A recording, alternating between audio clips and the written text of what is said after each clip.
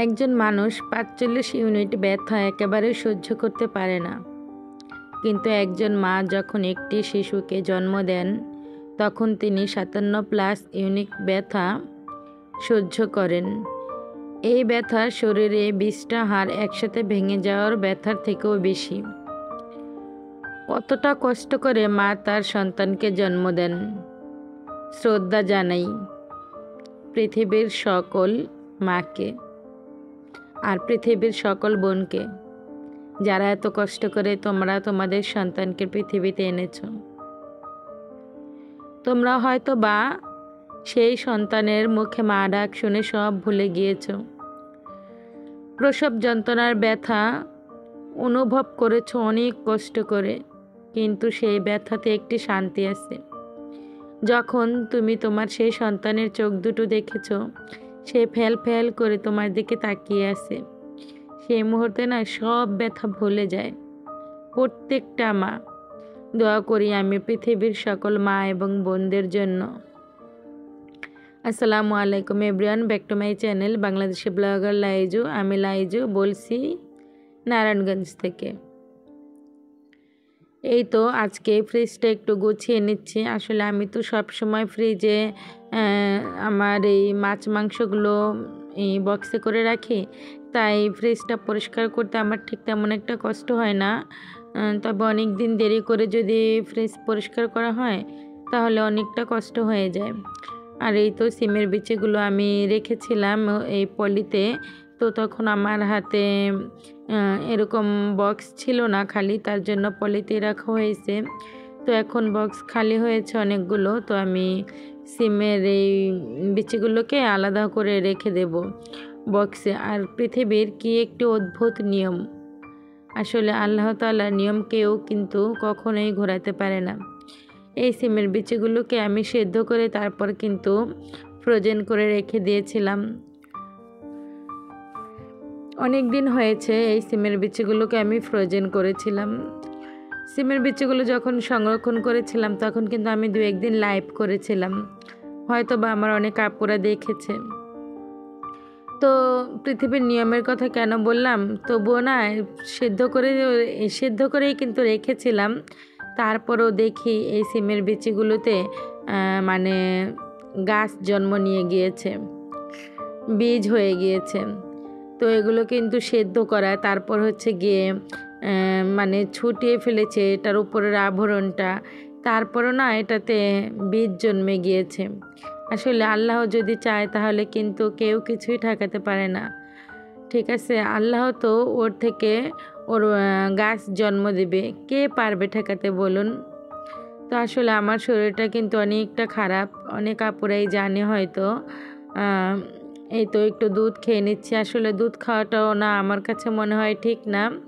তো যাই হোক, প্রথমে ভেবেছিলাম এই তো এই ছোট গ্লাসের ১ গ্লাস দুধ খেয়ে নিই।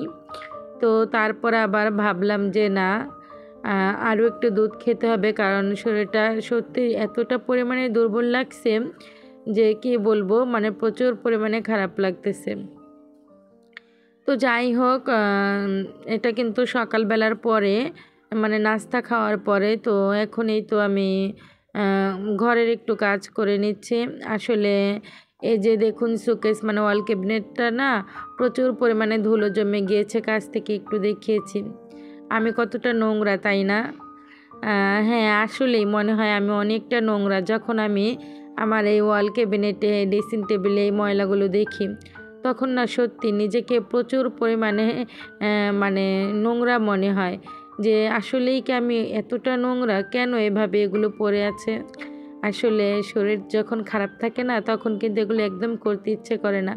আর এগুলো তো প্রতিদিনই মানে জমে যায়, পড়ে যায়। কেন জানেন? কারণ ওই যে একটি বদ অভ্যাস আছে আমার, আমি রাতে পাউডার দিয়ে তারপরে ঘুমাই, সেই পাউডারগুলোই কিন্তু এখানে উড়ে আসে, উড়ে এসে তারপরে জুড়ে বসে যায়। আর দুর্ভাগ্যক্রমে আমার ফার্নিচারগুলো হচ্ছে কালো। এখানে বসতে গেলে কিন্তু মানে ওরা যে বসে যায় তখন কিন্তু যে কেউ এসে ওদেরকে একদম চোখের মুহূর্তে, মানে কী বলবো আসলে আমি বুঝতে পারছি না, মানে একদম মুহূর্তেই তাদেরকে দেখে ফেললে। তারা কিন্তু মানে লুকায়িত থাকতে পারে না। আরে বাবা, তোর একটু লুকায়িত থাক না, একটু লুকায়িত থেকে তারপর আমাকে একটু বাঁচিয়ে দে, তাহলে তারা আমাকে কেউ নোংরা বলতে পারে না। তো যাই হোক, অনেক বকবক করে ফেললাম, অনেক কথা বললাম আপনাদের সাথে। এই তো আজকে ফাঁকিবাজি করে আমি ওয়াল ক্যাবিনেট পরিষ্কার করেছি।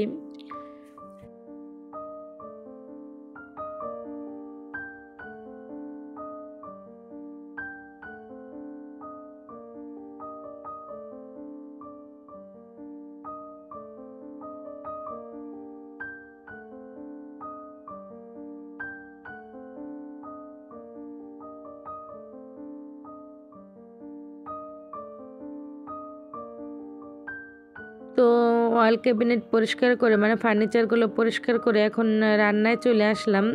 আজকে না কচুর গাঁটি রান্না করব। তো কচুর গাঁটি দিয়ে না মানে গাঁটি বা ছড়ি এটা দিয়ে কিন্তু ইলিশ মাছ দিয়ে বেশ ভালো লাগে খেতে। আর এর আগের একটি ভিডিওতে, অনেক দিন আগের একটি ভিডিওতে আমি দেখিয়েছিলাম আমি ইলিশ মাছ এনেছি। তো 3টা ইলিশ মাছ এনেছিলাম, তো বাজার করেছিলাম সেদিন। আসলে তখন সেই ভিডিওটা দেখে না একটা আপু আমাকে কমেন্ট করেছে, আপু ইলিশ মাছ রান্না চমৎকার হয়েছে। আসলে সেই আপুটা কিন্তু আমার ভিডিওটা ফুল দেখেনি, পুরোটা ভিডিও দেখেনি। আসলে এখানেই না আমাদের ব্যর্থতা।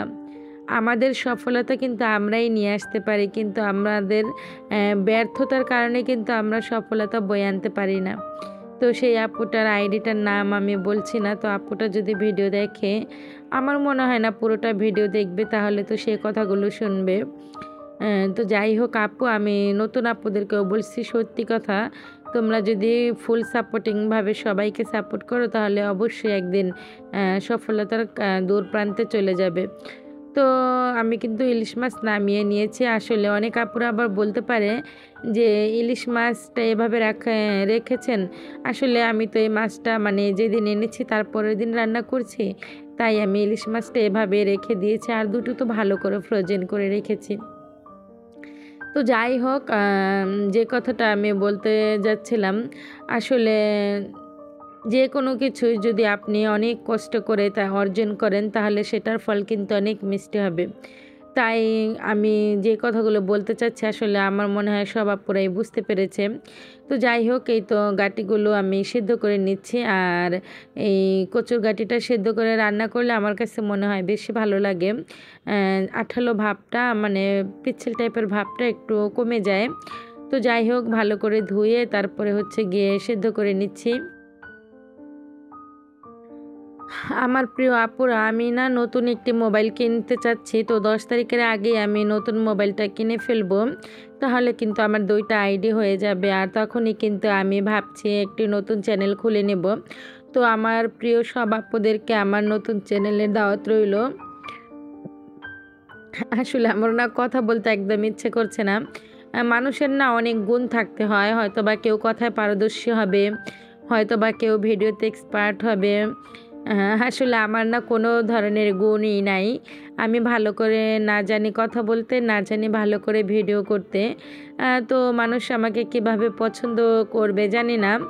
তো ওই যে আমি বললাম যে যে সফলতার কথাটা বললাম, তো অনেকে আবার বলতে পারে আপনার ভিডিওই তো ভালো করে চলে না, তাহলে আপনি কেন এই কথাটা বলছেন। আসলে আমার ভিডিওটা চলে না, আমার চ্যানেলটা ডাউন হয়ে গেছে কেন জানো? তো এই সব কিছু নিয়ে আমি যখন নতুন চ্যানেলটা খুলবো তখন আমি সব কিছু তোমাদেরকে বলবো। আমার চ্যানেলে কী কী ভুল আছে, আমি কী কী ভুল করেছি।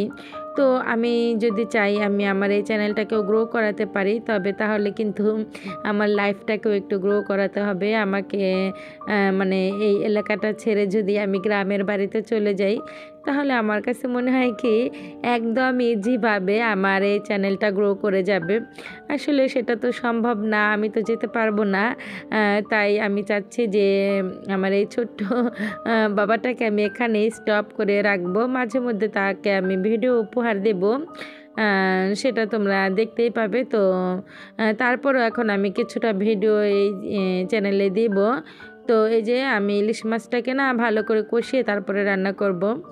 আর ইলিশ মাছ আমার কাছে বেশি ভালো লাগে কষিয়ে রান্না করলে।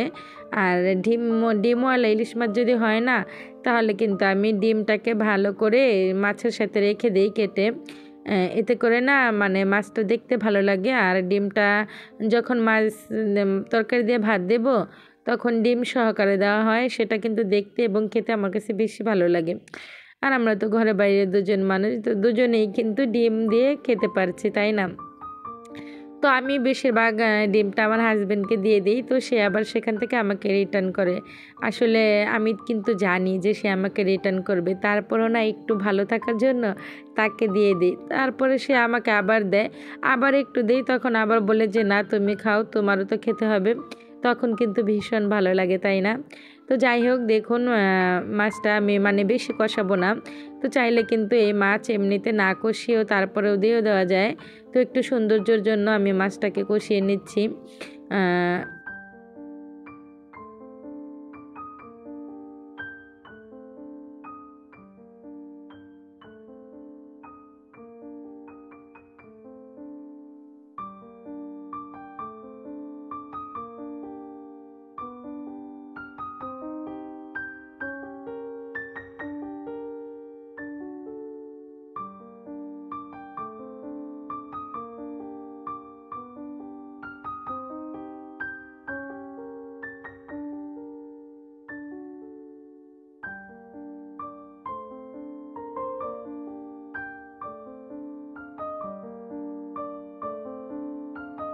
তো ভিডিওর শেষ দ্বার প্রান্তে এসে পড়েছি, এখনও কিন্তু আমি লাইক চাইনি। আপনাদের কাছে যদি ভালো লাগে প্লিজ লাইক দিয়ে ভিডিওটা কন্টিনিউ করবেন, মানে শেষ করবেন। তো এই তো কচুরমুখী তরকারি রান্না কিন্তু হয়ে যাচ্ছে।